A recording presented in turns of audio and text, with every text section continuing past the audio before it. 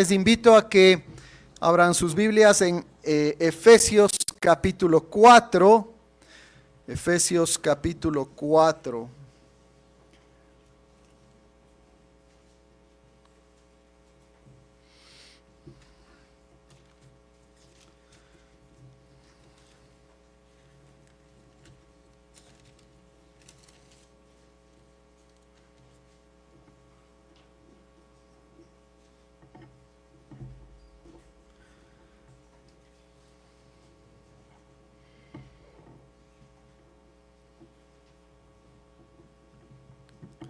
Voy a leer desde el versículo 1 y voy a terminar la lectura en el versículo 10. Y es el versículo 10 el que queremos enfatizar hoy. Dice así la palabra de Dios, infalible e inerrante: yo pues, preso en el Señor, os ruego que andéis como es digno de la vocación con que fuisteis llamados, con toda humildad y mansedumbre, soportándoos con paciencia los unos a los otros en amor, solícitos en guardar la unidad del Espíritu en el vínculo de la paz.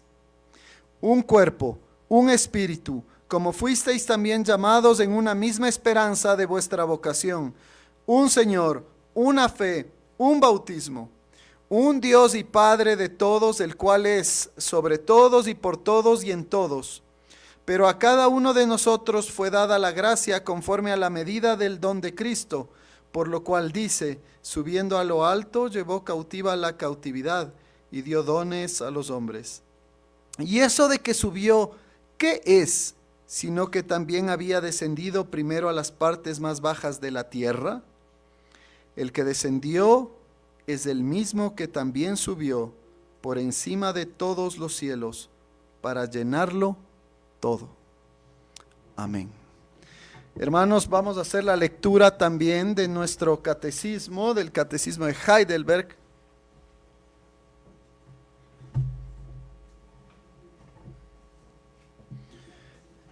Hoy vamos a leer el Día del Señor 18, que trata de la ascensión de Cristo, y ese es el tema que hoy vamos a tratar. Esto está en la página 41 del libro de Confesiones de la Iglesia, 41. Y dice así: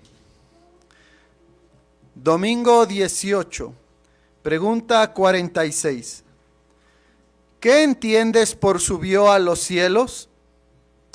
Respuesta: que Cristo, a la vista de sus discípulos, fue elevado de la tierra al cielo y que está allí para nuestro bien, hasta que vuelva a juzgar a los vivos y a los muertos.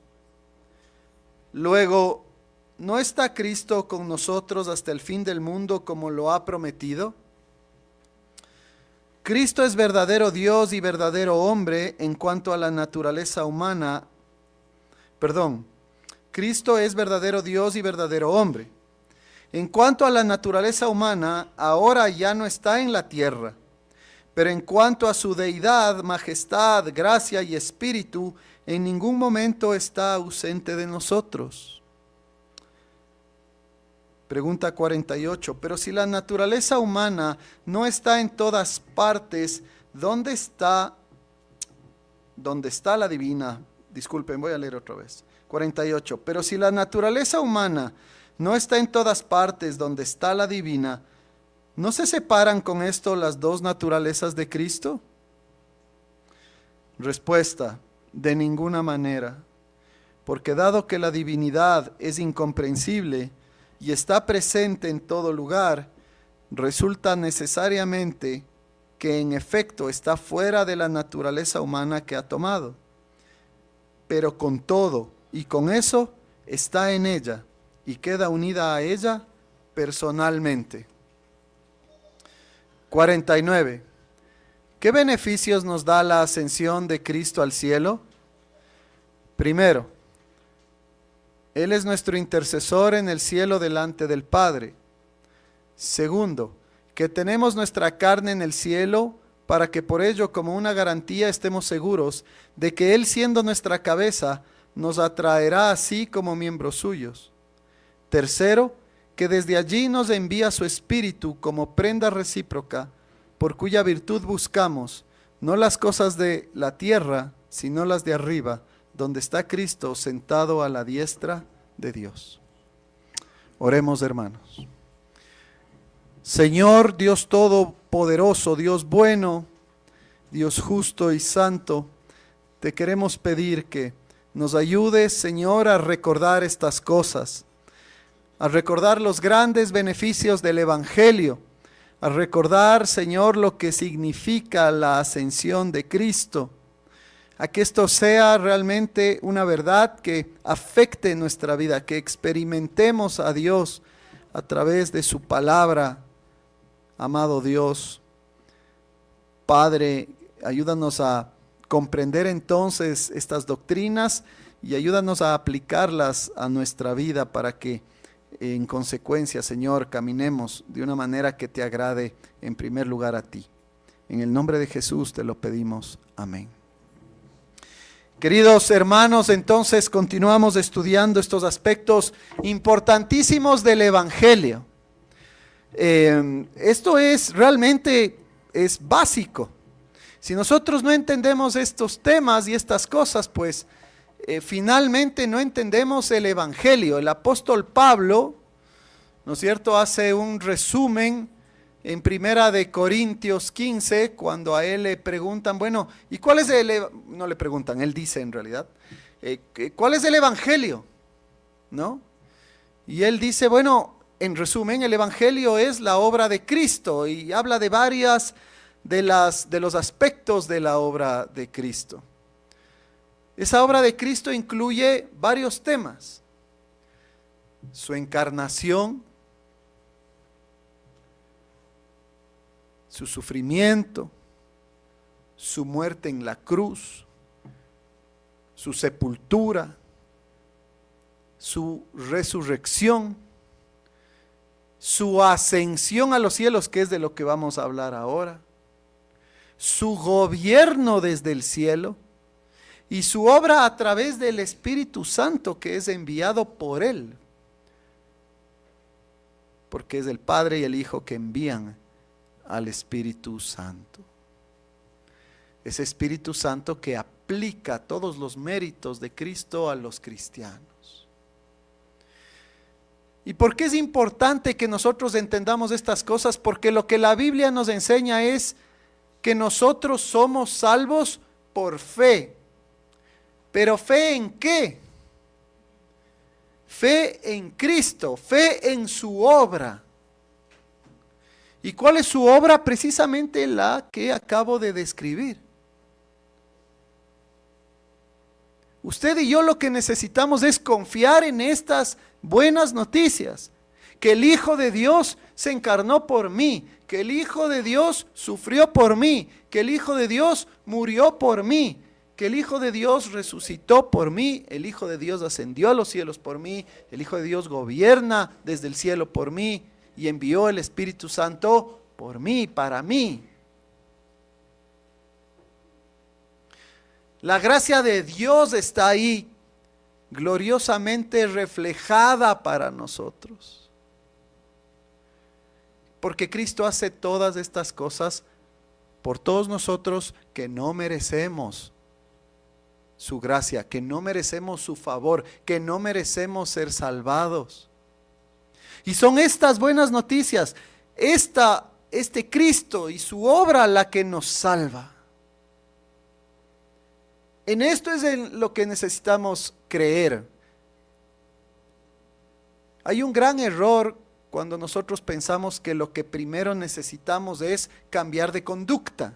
Es cierto que necesitamos cambiar, pero no es lo primero. Si es que nosotros primero hablamos del Evangelio en términos de nuestra conducta no va a estar fundamentada en el Evangelio, sino en nosotros mismos.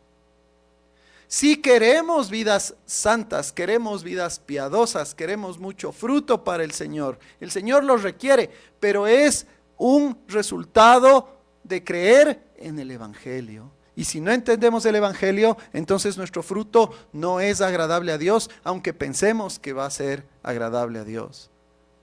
El Evangelio no es nuestro esfuerzo. El Evangelio es lo que Cristo ha hecho, lo que Dios ha hecho. Y por eso es tan importante que entendamos las implicaciones de estas cosas. Yo creo que este aspecto del Evangelio, la ascensión de Cristo, es quizás el elemento más descuidado y menos entendido. La gente, bueno, la cruz sí, había que pagar por mi pecado. Tenemos una idea. Bueno, Jesús resucitó, sí, tenía que resucitar para que venza al pecado, venza a la muerte y yo también pueda tener esperanza de nueva vida. Pero la ascensión, ¿de qué me sirve a mí? Y cuando niños hablamos de ascensión, quiere decir del hecho de que el Señor Jesús subió a los cielos. Una vez resucitado, fue a los cielos. No es un cuento, no es una fábula, es un hecho real. Jesús subió a los cielos. Y eso tiene beneficios muy importantes para ustedes. Y eso es lo que queremos ir analizando hoy. Bueno, ya dijimos esto más o menos, pero ¿qué entendemos por subir a los cielos? Bueno, nos ayuda nuestro maestro catecismo, que Cristo a la vista de sus discípulos fue elevado de la tierra al cielo. ¿De dónde sabemos esto? Bueno, Hechos 1:9. Y habiendo dicho estas cosas, viéndolo ellos, fue alzado y les recibió una nube que le ocultó de sus ojos. Marcos 16:19. Y el Señor, después que les habló, fue recibido arriba en el cielo y se sentó a la diestra de Dios. Lucas también 24 tiene un testimonio. Y aconteció que bendiciéndolos se separó de ellos y fue llevado arriba al cielo. La Biblia lo testifica, la Biblia lo enseña, la Biblia es la palabra de Dios. Y por eso es cierta y por eso es verdad. Jesús realmente está en el cielo. Subió en cuerpo y alma al cielo. Allí está Jesucristo. Pero ¿por qué está ahí? Finalmente, no, bueno, sí, está en el cielo, listo. ¿Y para qué? Bueno, Él está ahí para nuestro bien. Esto tenemos que recordar. Él fue al cielo para nuestro bien, para nuestro beneficio. ¿Cuáles son algunos de esos beneficios? Los vamos a mencionar a detalle al final y el catecismo nos ayuda, pero en resumen, para no perder el hilo, la Biblia lo que nos enseña es que Él subió al cielo para presentarse ante Dios por nosotros. Él murió, fue la ofrenda que pagó por el pecado de su pueblo. Él resucitó venciendo al pecado y a la muerte. Y Él va a presentarse frente al Padre y a decir, está hecho. La obra ha sido realizada. Mi pueblo ha sido liberado del pecado, de la esclavitud del pecado. Mi pueblo ha muerto conmigo para ahora vivir en una nueva vida en el Espíritu. Y así el Padre está satisfecho. Y entonces, esto hablamos la semana pasada, los que creen pueden ser justificados porque se ha pagado. El honor de Dios ha sido preservado. Su ira ha sido satisfecha. No hay nada más que pagar para aquellos que están unidos a Cristo a través de la verdadera fe.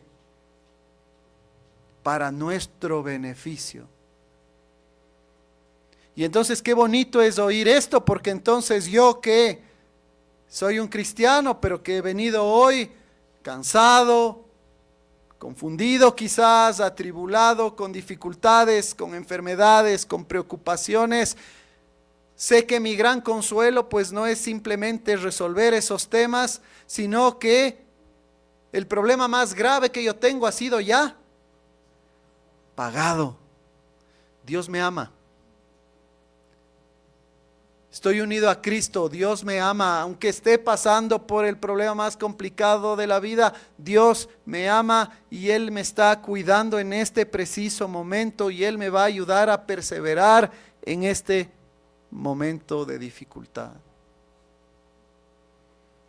Eso es lo que nos dice Hebreos 9, porque no entró Cristo en el santuario hecho de mano, figura del verdadero, sino en el cielo mismo para presentarse ahora por nosotros frente a Dios. Por eso es que nosotros confesamos que Él es nuestro sumo sacerdote, no necesitamos de otros sacerdotes. Olvídese, si usted es nuevo en esta iglesia, olvídese de esos sacerdotes que no pueden ofrecer nada. Porque el único sacrificio necesario fue hecho hace 2025 años por Jesucristo.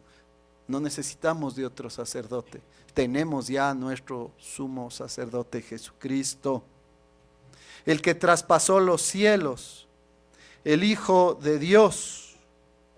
El que intercede por nosotros, como dice Romanos 8:34. ¿Quién me va a condenar? Y esta debe ser su profesión de fe del cristiano verdadero. ¿Quién me va a condenar? Cuando usted se sienta condenado,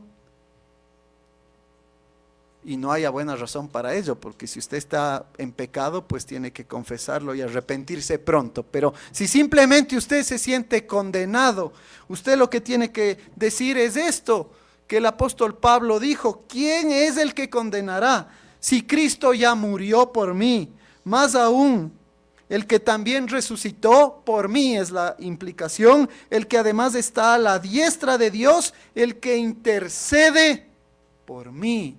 Él intercede por usted. Mire, quizás nuestra vida de oración no es muy ejemplar, quizás la suya no es muy ejemplar y tenga que cambiar y mejorar. Seguramente es así. Pero sepa que Jesucristo no se cansa de interceder por usted. Él en este preciso momento está intercediendo por usted. El cristiano no cuenta con sus propias oraciones. El cristiano cuenta con las oraciones de Cristo, nuestro mediador perfecto. El sacrificio perfecto que satisface todo lo que Dios demanda. Entonces, usted me puede decir: pastor, ore por mí, yo con mucho gusto lo voy a hacer. Pero sepa que usted tiene un mediador que ora por usted todo el tiempo y que es muchísimo más justo que el pastor, por supuesto, y poderoso. Esos son los beneficios tremendos. Por eso se fue Jesucristo, por nuestro bien. Él está allí no porque nos ha abandonado. Él está allí porque Él está obrando en este preciso momento por su pueblo, intercediendo por su pueblo frente a Dios. Pero ¿cuándo va a terminar esto? Cuando vuelva, porque Él va a venir una segunda vez. No de forma ficticia, sino en realidad, ¿a qué? A juzgar a los vivos y a los muertos. Esto es lo que nos dice Hechos 1:11, cuando veían que el Señor se iba. Los ángeles les dicen: varones galileos, ¿por qué estáis mirando al cielo? Este mismo Jesús que está ascendiendo, el que ha sido tomado de ustedes al cielo, asimismo va a volver del cielo. El Señor Jesús va a volver. Y una sola vez. Olvídese también de estas ideas de raptos y arrebatamientos. No existen, no están enseñados en la Biblia. Él va a venir una sola vez para juzgar a los vivos y a los muertos. Por supuesto, ese juicio será glorioso en dos sentidos. Glorioso porque nosotros los creyentes vamos a decirle al Señor: gracias Señor porque me salvaste, gracias porque moriste por mí, gracias porque has resucitado por mí, gracias porque ascendiste al cielo y porque ahí has estado intercediendo por mí durante toda mi vida. Y la deuda fue pagada y yo estoy en comunión contigo, con Dios. Y eso glorifica a Dios porque habla de su gracia, de su amor, de su compasión. Pero por otro lado, Él también va a ser glorificado en su juicio al condenar a todos aquellos que no tienen un Salvador. Los que no tienen a un Salvador, y si entre nosotros hay alguno que no termina de someterse al yugo ligero de Cristo, sepa que el juicio de Dios terrible es el futuro.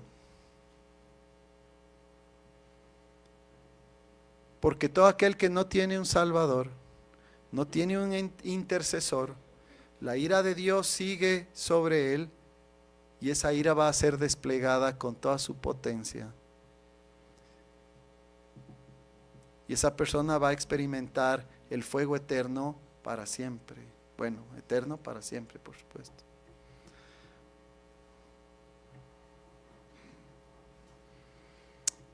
Para nosotros, el Señor Jesucristo ascendió para nuestro bien. No nos ha abandonado.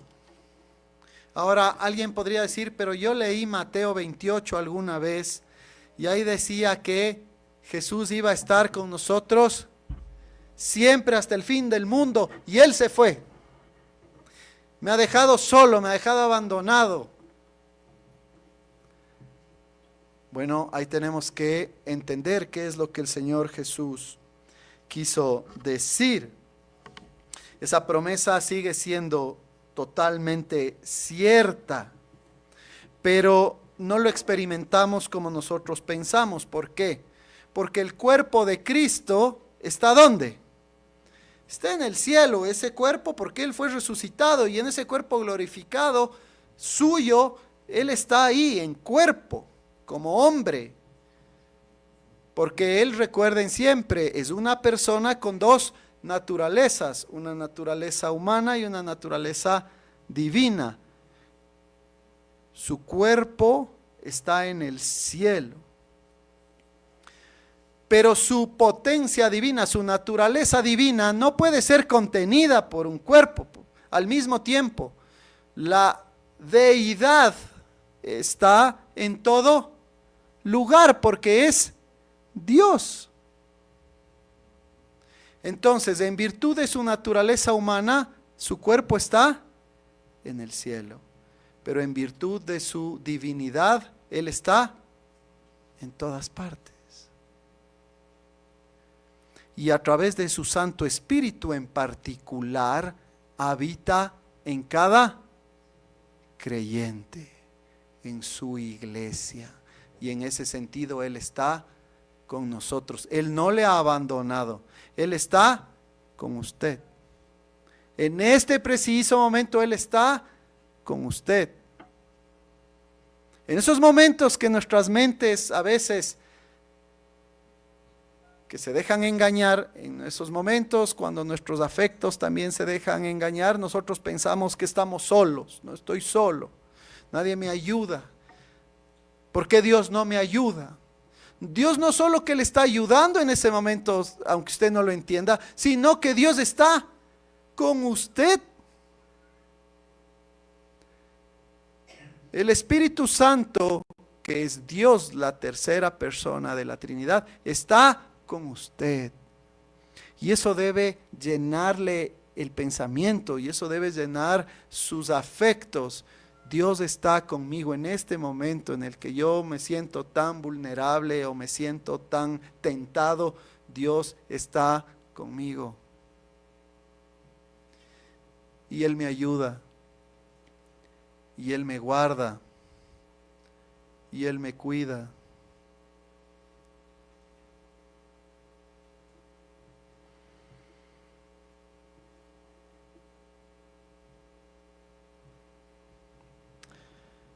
Por eso nuestro catecismo responde igualito. Dice, Cristo es verdadero Dios y verdadero hombre. En cuanto a la naturaleza humana, Él ya no está en la tierra.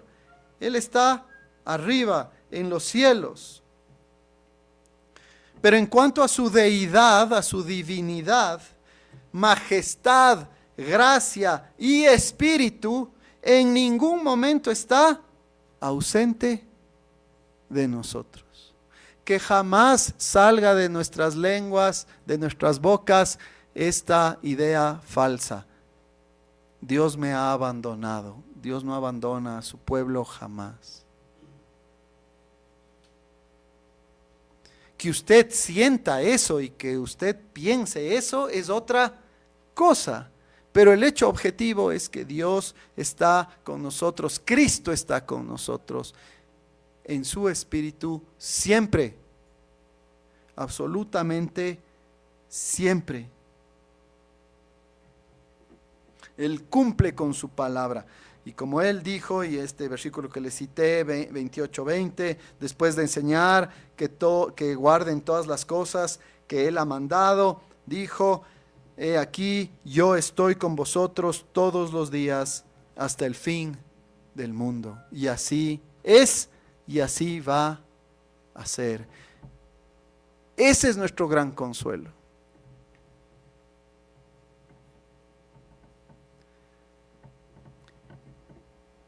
Esta verdad es la que nos tiene que motivar en todo paso que damos en la vida. Claro, nosotros luego acertamos y a veces no acertamos en nuestro caminar, porque nos ponemos rebeldes. Pero es ese mismo espíritu entonces el que se entristece cuando nosotros no queremos seguir a Dios, y es ese mismo espíritu, sin embargo, el que nos pone de vuelta en el camino y nos trae otra vez y nos encarrila y otra vez nos recuerda, así no es, esto no agrada a Dios. Y es ese mismo espíritu el que pone en nosotros a veces culpabilidad. ¿Por qué? Porque a veces actuamos de maneras equivocadas y somos culpables de hacerlo equivocado. Pero es una gracia de Dios que nos recuerde, esto no está bien. Pasa es que a veces queremos utilizar ideas de pedagogía moderna y queremos aplicarle a Dios, ¿no? O sea, queremos ese tipo de enseñanza, crianza positiva ¿no? Algo así creo que les llaman ahora.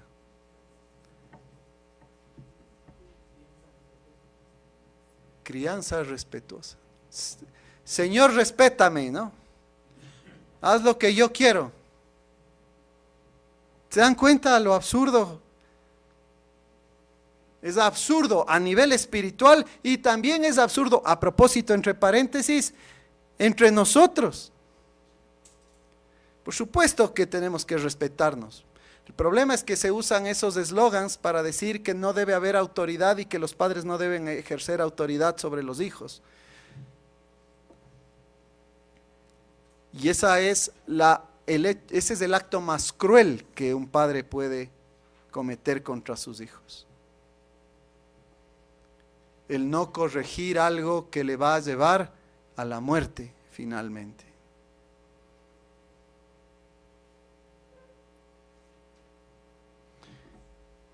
Porque la palabra de Dios dice, al que yo amo, dice Dios, ¿qué? Disciplino. El padre que ama, corrige y disciplina a sus hijos.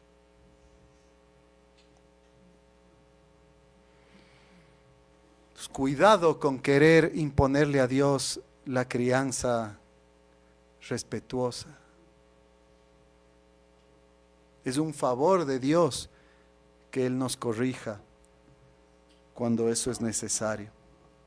Él jamás está ausente, Él siempre está con nosotros, no para que se cumplan nuestros caprichos, sino para transformarnos, cambiarnos un poquito más a la imagen de Cristo. Ese es el objetivo final, para que cambiemos y busquemos hacer su voluntad y no la nuestra, para que nuestro deseo sea agradarle a Él en primer lugar.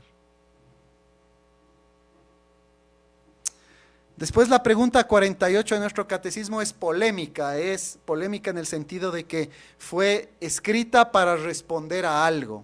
Les cuento rápidamente. Los luteranos enseñaban que en virtud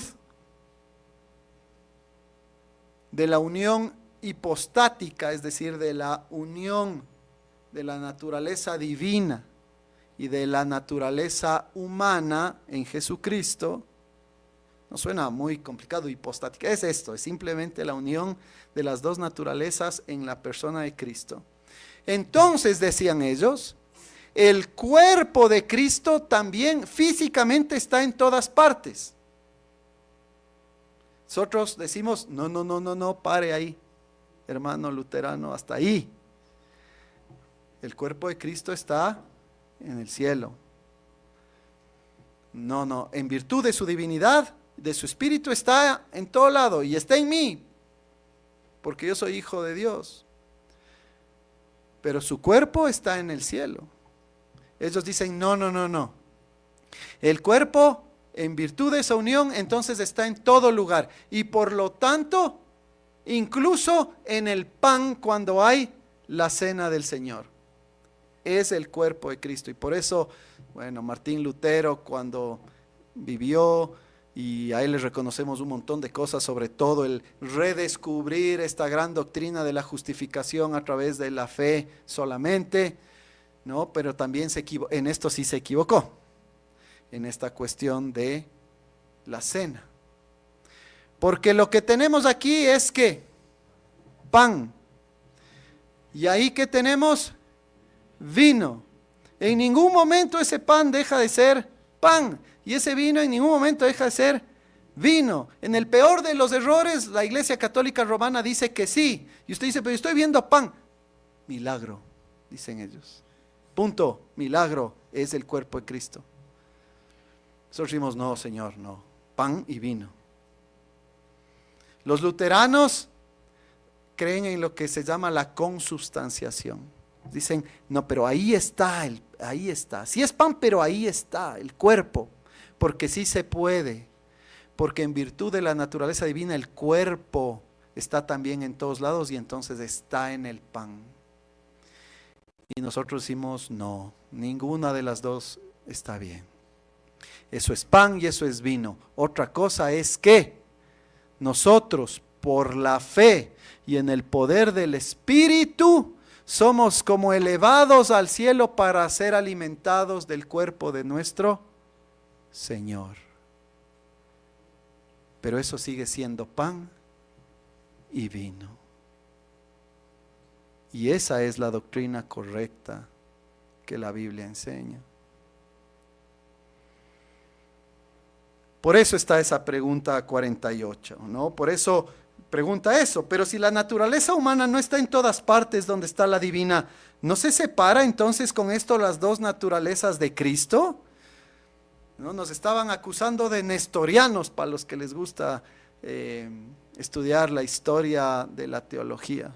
Y nosotros respondemos, en ninguna manera, de ninguna manera, porque dado que la divinidad es incomprensible, no puede ser comprendida, y está presente en todo lugar, resulta necesariamente que en efecto está fuera de la naturaleza humana que ha tomado, pero con todo y con esto está en ella y queda unida a ella personalmente. Palabras para resumir lo que les estoy diciendo. La naturaleza divina no puede ser contenida simplemente en un lugar. El cuerpo de Cristo está en el cielo, la divinidad está en todo lado y particularmente a través del Espíritu Santo está en nosotros. Hoy vamos a recordar a Cristo comiendo del pan y del vino y vamos a ser espiritualmente, realmente, pero espiritualmente alimentados por su cuerpo, pero en el pan y el vino.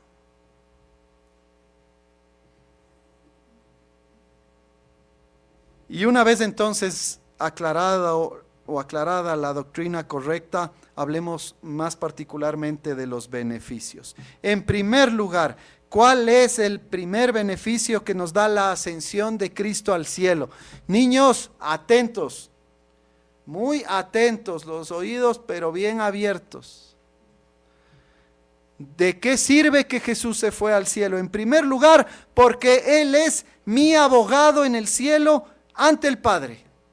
Tenemos abogado. ¿Para qué sirven los abogados? Para defendernos en caso de una necesidad legal aquí en la tierra, ¿no es cierto? Pero lo mismo pasa en el cielo. Cuando nosotros nos equivocamos, dice 1 de Juan 2:1, escuchen: hijitos míos, estas cosas os escribo para que no pequéis. Y si alguno hubiere pecado, porque a veces nos equivocamos, no es nuestro deseo, pero a veces pasa, abogado tenemos para con el Padre, Jesucristo, el justo, quien es nuestra propiciación. Él es nuestro sacrificio, Él es mi abogado. Sí, pequé, Señor, lo confieso, perdóname, pero yo tengo un abogado que es Cristo. Él pagó por mí. Él pagó por mí.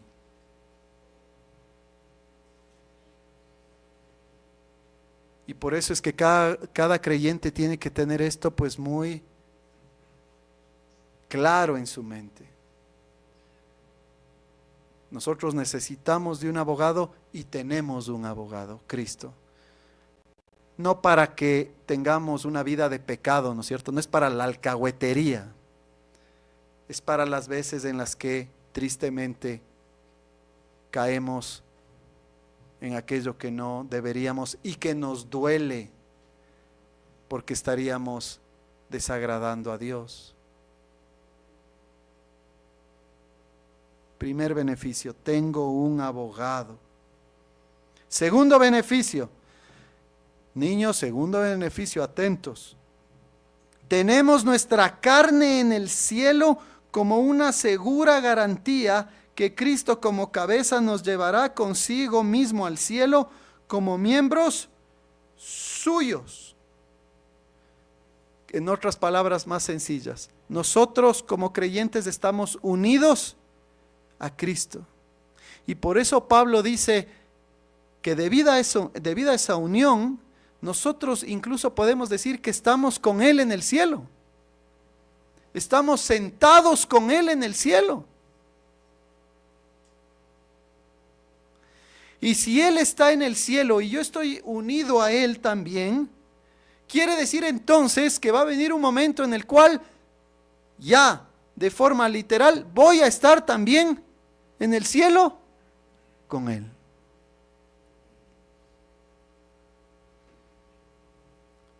Tenemos esa garantía de que nosotros vamos a estar con Él. Si el Señor no viene antes y nosotros fallecemos, nuestro cuerpo va a quedar aquí, el cual va a ser levantado cuando Él vuelva, pero mientras tanto, ¿a dónde voy? ¿A dónde? Al cielo. ¿Con quién? Con Cristo. ¿Por qué? Porque Él es bueno. No es solo porque Él es bueno. Él sí es bueno. Es porque yo estoy unido a Él. Porque Él me escogió a mí antes de la fundación del mundo y estoy unido a Él. Y entonces yo tengo que regresar a Él, voy a estar con Él. Es una garantía para mí. El hecho de que Jesús fue al cielo, la ascensión de Cristo a mí me recuerda que yo también un día voy a estar con Él, porque estoy unido a Él. Primera cosa, es nuestro abogado. Segundo, Él es la garantía por la que yo voy a estar también en el cielo, a través, por supuesto, de la fe.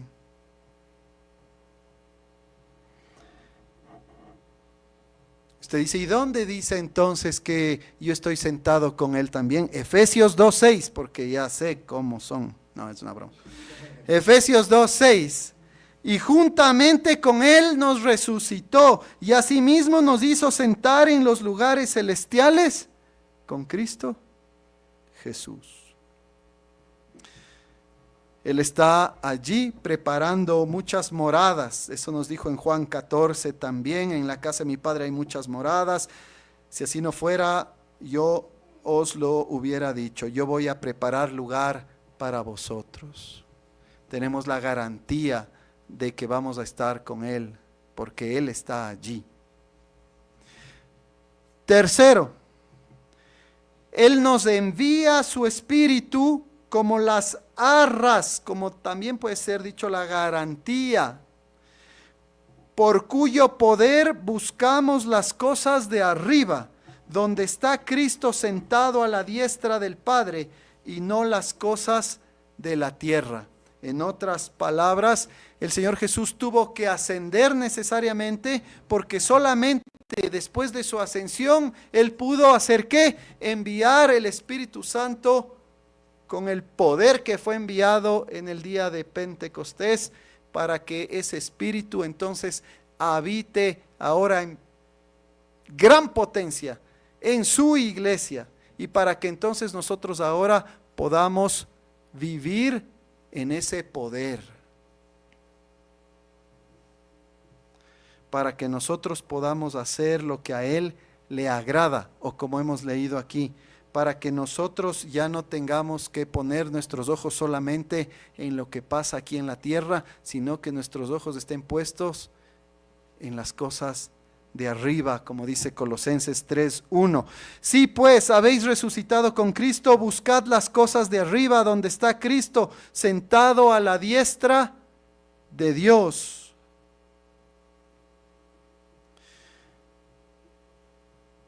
Cristo, el que nos ha sellado y nos ha dado las arras del Espíritu en nuestros corazones, es decir, esa garantía.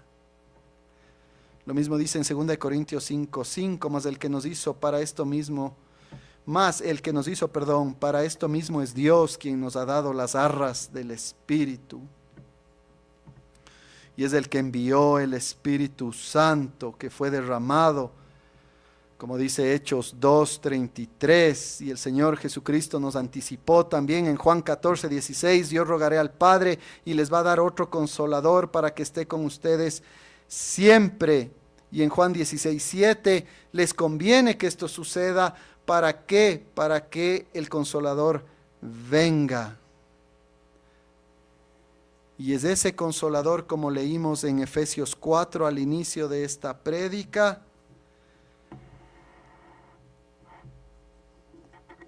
que llena de dones a su iglesia, como dice el versículo 8, por lo cual dice, subiendo a lo alto, llevó cautiva la cautividad y dio dones a los hombres.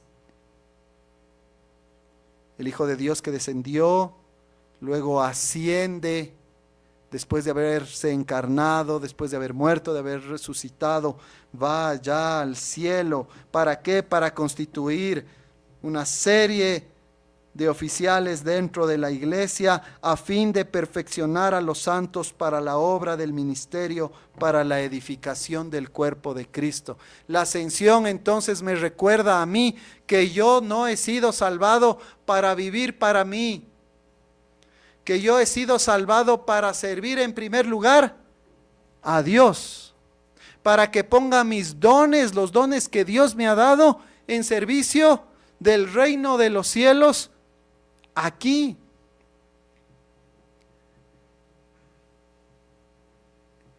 En palabras de Pablo, que ya no vivo yo, mas Cristo vive en mí.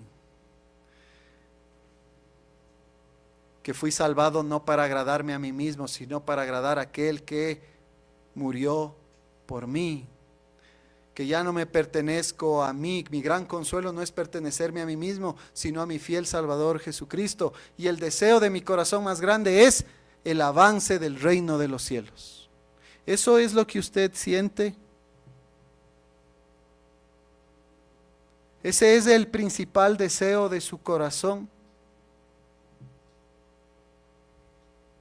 ¿Para qué usa usted los dones que Dios le ha dado y los talentos que tiene? ¿Cuál es su primera preocupación? ¿Cómo vive usted su vida? ¿Su vida demuestra esa preocupación? ¿Sus decisiones demuestran esa preocupación?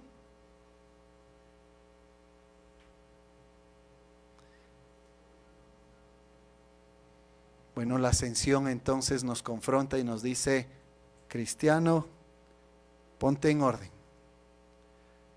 Es verdad, en primer lugar, como dijimos, que tenemos un gran beneficio, tenemos un abogado. Cuando peco tengo un abogado, gracias a Dios, qué gran consuelo. No estoy condenado, sino que tengo un Salvador, tengo un abogado.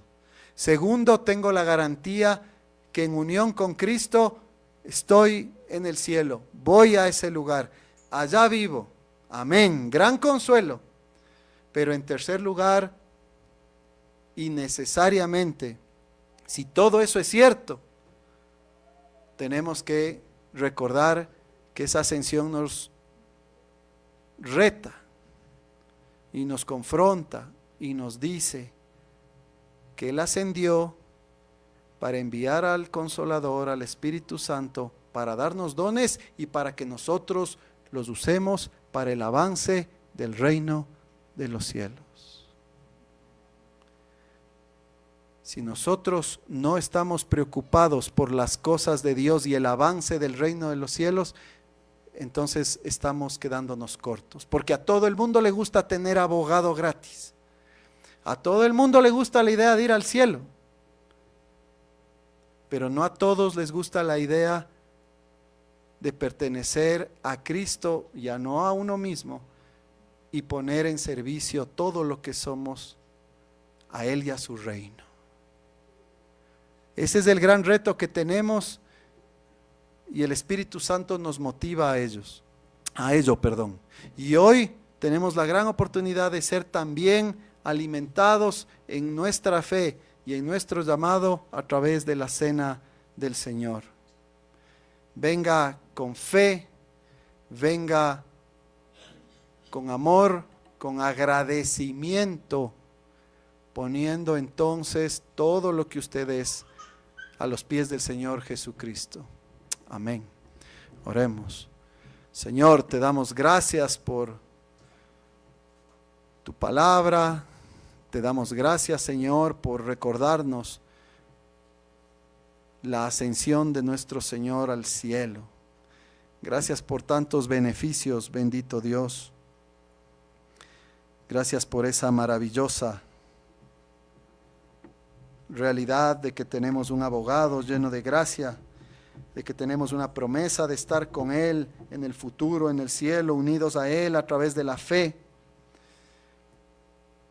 Y que también tenemos este gran privilegio de servir, Señor, con nuestros dones y talentos. Señor, multiplícalos, pero sobre todo, Señor, a cada uno de mis hermanos, yo incluido, danos ese gran deseo de servirte en primer lugar, de servir al reino en primer lugar, Señor, porque ese es un reino que realmente dura para siempre, es un reino que vale la pena, es un reino de gracia, de amor, de santidad, de paz, de pureza, de verdad. Ayúdanos, Señor, te pedimos, en el nombre de Jesús. Amén.